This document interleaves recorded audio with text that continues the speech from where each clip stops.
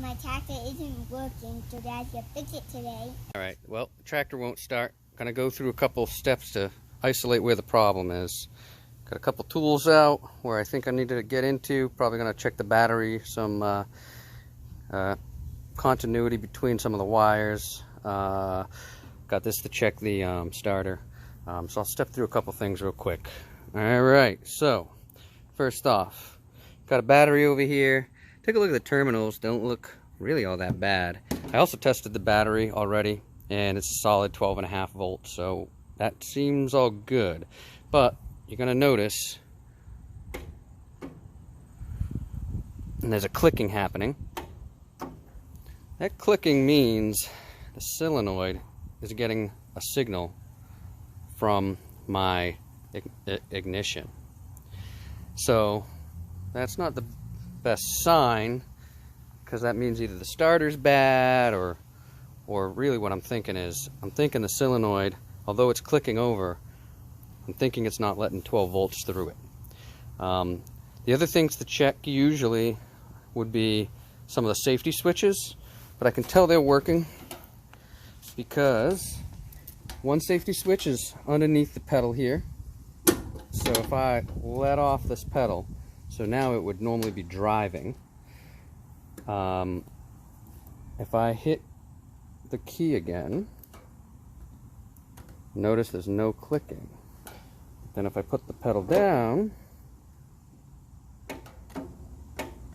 there is clicking. So that means that safety switch is working, at least from what I can tell. It seems to be working.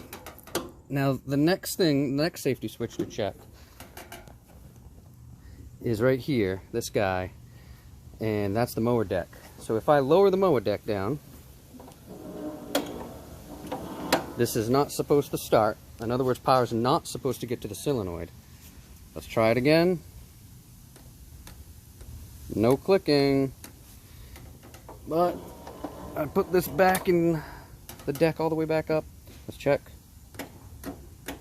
And the solenoid is clicking. So I would say the safety switch on the deck seems to be working right. Safety switch on the brake seems to be working right. Ignition seems to be working right. So power is getting to the solenoid. And for those who don't know how the thing's wired, essentially, at a high level, if I ignore all the safety switches because we know they work, we got power that is trying to connect all the way down through here to my starter. And in the middle, between this red wire here and the red wire here, is a solenoid. And that solenoid is either open or closed, depending on if I'm giving it the signal from the ignition. But since we hear the clicking, it's trying to connect to this red wire to the other half of the red wire. But for some reason, power's not getting through it. Now, normally what you would do, or what you could do, is test the starter. Now, I've done that already, so I know that it will start right up if I actually hotwire by connecting a clamp right to the power source here, and then connecting right to here. If you make a solid connection to that, this thing powers right up. And I know it's the solenoid at this point. Well, I should say it's either continuity between the wires to the solenoid, like all the contacts and connections, or the solenoid itself, or the continuity of the wire from this connection to the solenoid. And there is, I believe, another ground too that I could potentially be having a problem with, but I'm going to go through and I'm going to go and test all these out. I'm also going to pull out the battery, because in this particular tractor, underneath the battery is where the solenoid is. So hopefully that's a good summary of some of the things I did. Without getting too dirty, I was able to check a lot of stuff. I'll show a quick clip right now of me hot starting it, just so folks know if you get to this point, you don't know if it's the starter yet, how you can check that out. Alright, with the help of my trusted cameraman, I'm going to show how to do a little hot start.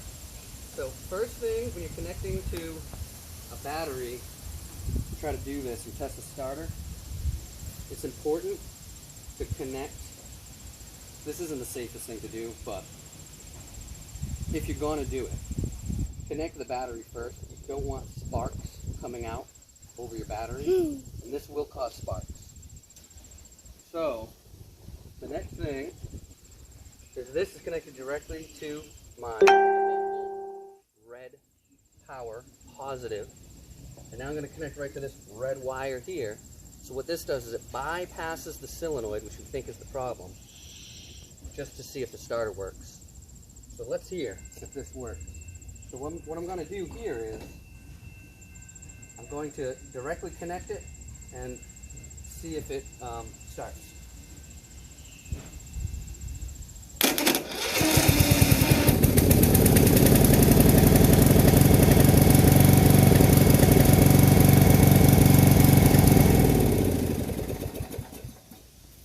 So as you guys saw, it started right up.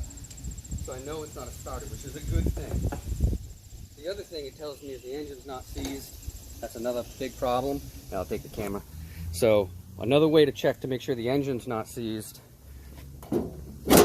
which that obviously means if it starts, that obviously means the engine's not seized. But if you don't even start it, if you want to just make sure the engine's not seized, you just turn this. It should be hard to turn, but it should turn. And if it can turn like that, the engine's not seized. Actually, if it's really easy to turn, the engine's not seized, the engine might be cracked. All right, now I'm gonna yank the battery out. I'm gonna use some tools here. It's pretty easy. A lot of times there's like a little rubber piece that's holding it in. So basically I'm gonna pull these little nuts off the terminal and disconnect the wires. Then I'm gonna pull this rubber band off. I think it just has a little bracket that hooks underneath. Yank that out, like pull it this way and yank it out. Then I should be able to lift the whole battery up. And if you can see, there's like this other color underneath. That piece is what sits and holds the battery up.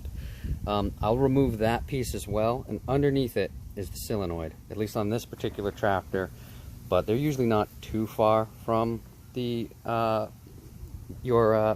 they're going to be in between your battery and your and the starter somewhere. But if you follow the red wire, that's where it's going to be. All right, so pulled out the battery, pulled out the little sleeve that the battery sits in. I connected up a jump box. Decided that might be the easiest way to like wire this back up and test for voltage. So used my multimeter here and I checked around for voltage and everything looked good up until I got to finding the starter, which is, let's see if I can get it on video, but that's where all these big wires connect to. Yeah, right here. Okay, that actually looks pretty good. Well, kind of good. So anyway, so that filthy thing right there is one. Now that has power to it. This one right in the middle, that's lighter. The one on the other side here, it's hard to see. The one I have this red wire, have my little red probe connected to right now. Maybe it's coming in, I don't know, it's tough to see. Anyways, this little red wire I have, right, where is it? Oh, yeah, here. This red wire here is connected down onto the other side that is supposed to be getting 12 volts when I turn the key. Alright, there we go, it finally focused. So, when you turn the key, it's supposed to connect this red side to the other red side, and that connects to the actual starter and supplies power to the starter. And from me messing around with it, the solenoid is bad because when I go to start it, this should jump right up to 12 volts, not millivolts, 12 volts, and that would kick the starter on. But when I twist it, it's in the millivolts. So that ain't enough to turn a starter by any means. And I checked, continuity all the way to the starter. Everything is fine. It's just the solenoid itself, although it's clicking, it is clicking. So it's seeming to try to do something, but it is not actually connecting. It is not closing the circuit. So I just ordered a new solenoid that should be here tomorrow, and I will throw it in and then it'll start right up. Alright, so the new solenoid just came in. As you can see, there's two little holes here. These two holes here on the sides, they bolt into the side. And then these two are what actually are the connectors that end up the red wires connect to. And they're the ones that actually will push the 12 volts between the two. And then there's a little wire here that'll snap right on. That's the signal that'll tell it when to connect these two. And that's really it. It's pretty simple. The hardest part is that it's kind of in a hard location. So it's kind of deep down in here. So you might be able to see the two sections, one here. Let me just see if I can focus on it. Yeah, right there's one thing I got to get out of here, one bolt, well, one nut. And then on this other side, there's a nut right there too that I'm touching. Can't really see it, but I'm touching it. And then on the top, I got to disconnect these two. And this little guy right here, that one just pulls off. Which, if you're working on this yourself, you probably already know how to work those. I think they call that a spade. So anyway, so yeah, so then this guy is disconnected. And then I just yank this guy out of here. Once I unscrew it all, yank this guy out of here, put this guy in its place. As you can see, it's pretty much the same thing. All right, next time I put the video back on, hopefully I'm ready to turn the key and it'll start right up. All right, I got the new solenoid in. And a couple things to know when you're putting the solenoid in. My ground was grounded to one of the bolts that held the cylinder. I mean the solenoid into the side. So one of the bolts on the top side was connected to this ground, and then I also had it look like another ground on the other side of the solenoid bolted in that was running to my ignition, it looked like. So when you pull those out, there was two extra wires I didn't talk about before, but there was two other ground wires just connecting to the bolts that hold it right to the whole frame, so it can get a good ground. But I wired everything up. Haven't tried it yet. So, moment of truth.